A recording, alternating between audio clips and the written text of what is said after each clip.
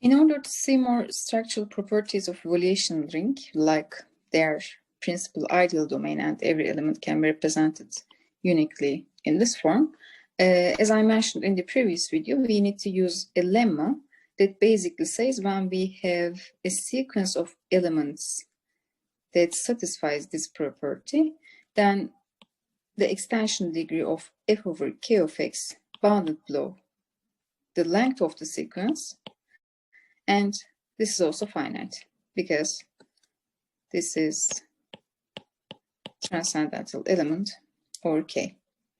And by this lemma, let me also mention that there is no infinite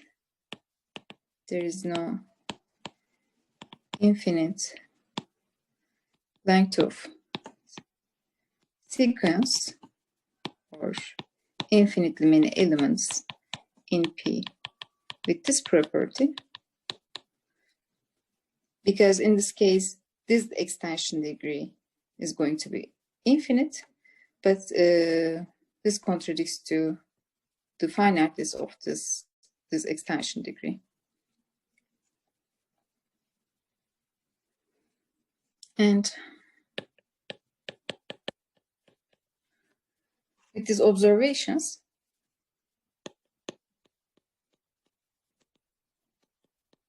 in order to show that P is principal ideal, we prove it by contradiction. So that means suppose that P is not principal,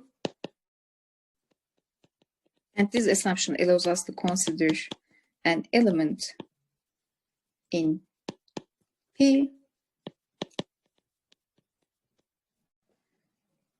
such that x1 times O this set, it's obviously lies in P, but it properly lies in P, because otherwise P is, when we have equality, P is principal.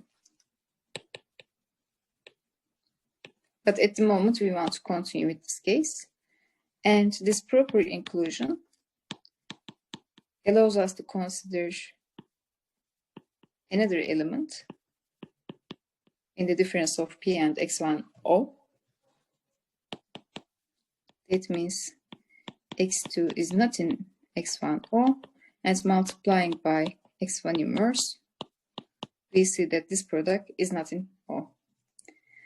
And by proposition 8, item 2, if an element is not in O, its inverse lies in P. So that means its inverse, x2 inverse x1 in P. And we see that for these choices in P, we have this property. And here similarly, we can also see that x2O, x2 is in P, lies in P, but since we suppose that P is not principal, again we should have proper inclusion, otherwise P is going to be principal ideal. And similarly, we can consider an element between this difference, and as we have seen with this computation, short computation, we see that this x2 and x3 also satisfies this property. And by following this method inductively, we obtain, unless P is principal, we obtain an infinite sequence of elements in P that satisfies xi plus 1 P, and this contradicts to the finiteness of this degree, the finiteness of this extension degree. Contradiction to extension degree, and we see that P is principal. That means it is generated by an element T in P. And now we want to see that every element, every function, every non-zero function in F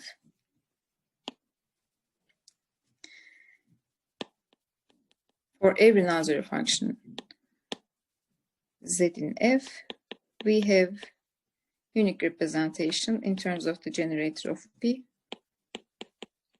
Here n is an integer and U is unit. And to show the existence of such a presentation,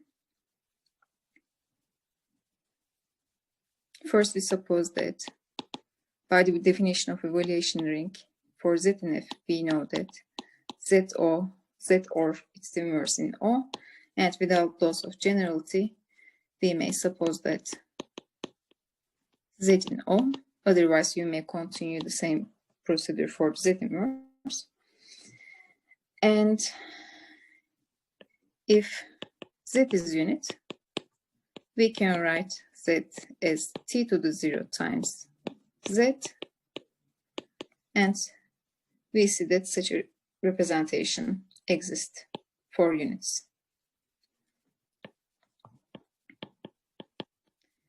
In the case that Z is not unit, so that means Z in P,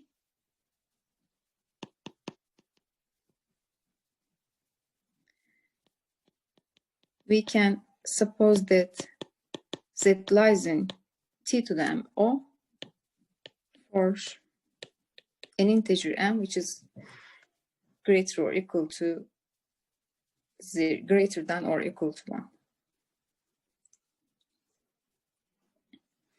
And now, like in the lemma 9,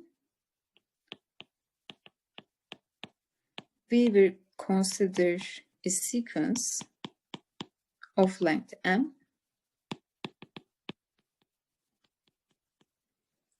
and since T is generator of P, these are all in P.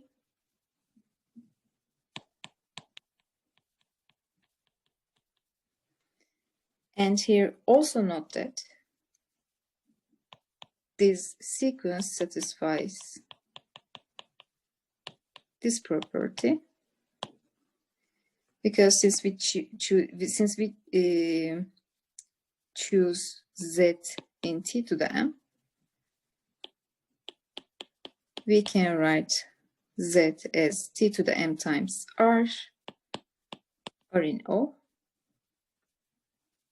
and T to the M times R can be written T to the M times T times R, since T in P and P is an ideal. This lies in P, so that means Z, the first term, is in T to the M minus P, that is x2 times P. And similarly, you can also see that this is also true because T to the M minus 1 can be written T to the M minus 2 times T, and so on. We get a sequence of length M that satisfies this property. And again, by lemma, this length of the sequence is a lower bound for the extension f over k of Z.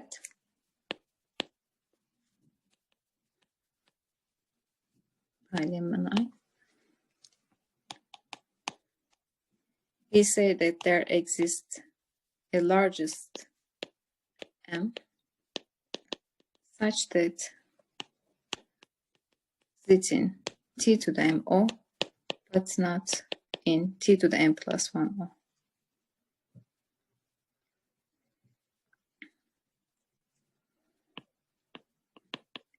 And when we write Z as T to the M times U, in this case, U should be unique. U should be unit.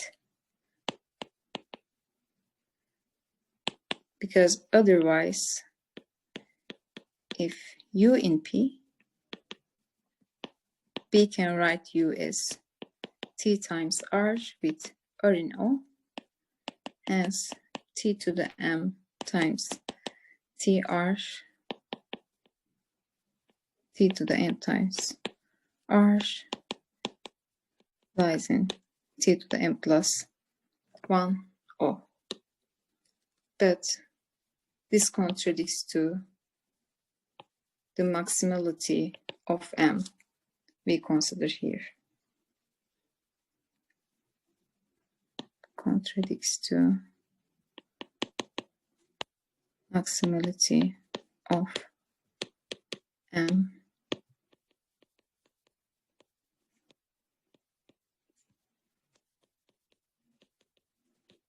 in this case.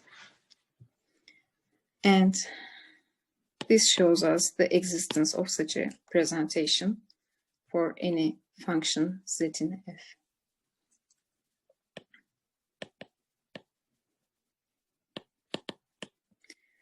And for the uniqueness,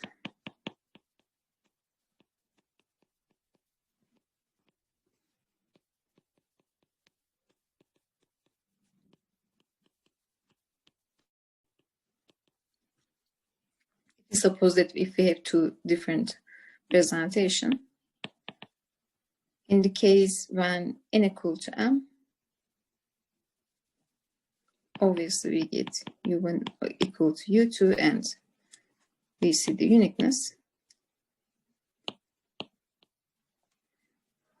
And without loss of generality, if m is bigger than m, we can write this equation as t to the m minus 1 equal to u2 times u1 inverse, which is unit, but this lies in P, and this is impossible by definition of P. So that means we can only have this case and the representation is unique.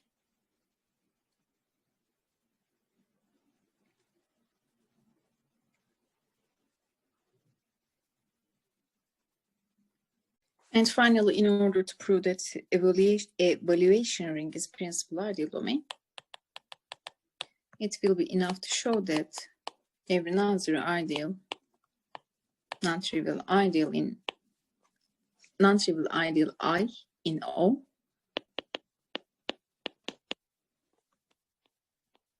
is principal ideal, and its generator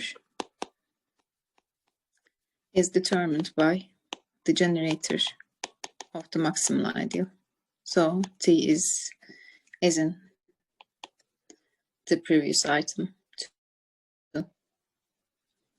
And in order to prove that, first we consider a set A that contains natural numbers such that R to the power of T is in the ideal O.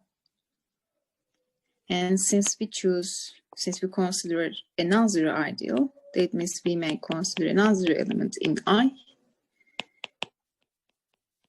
Since this element is also a function of F, from part 2 we can write it as T to the S times U with unit U and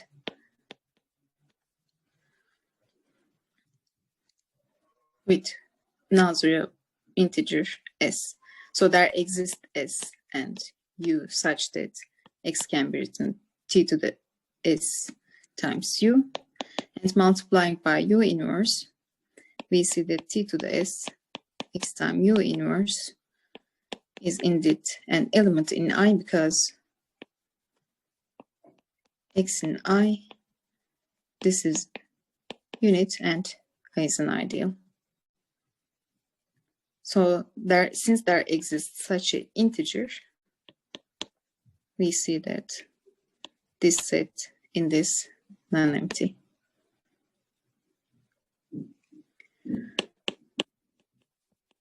And now our claim is that every ideal every given ideal I is generated by t to the n. Here, n is the minimal integer in a minimal natural number that satisfies this property.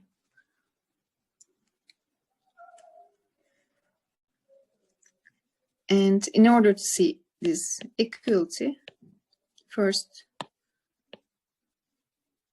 let me explain this inclusion. Since t to the n is an ideal I, this obviously t to the n times O is a subset of I. And in order to see the other inclusion, let me consider another element y in I. And since similarly y is also function in f, we can write y as t to the r times omega with unit omega and with another integer r. And similarly here also note that t to the r y times omega inverse also in element I.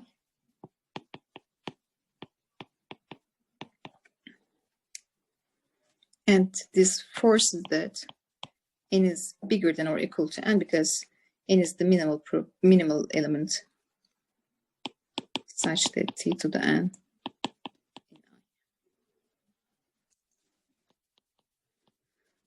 Then y can be written as t to the r omega t to the n times t to the r minus n thanks to this inequality.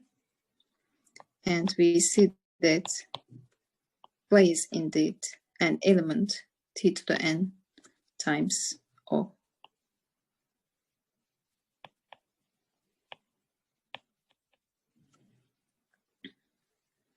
Hence we see that every ideal is a principal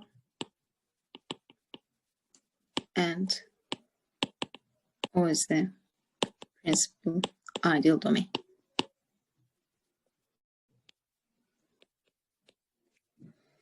So see you in the next video.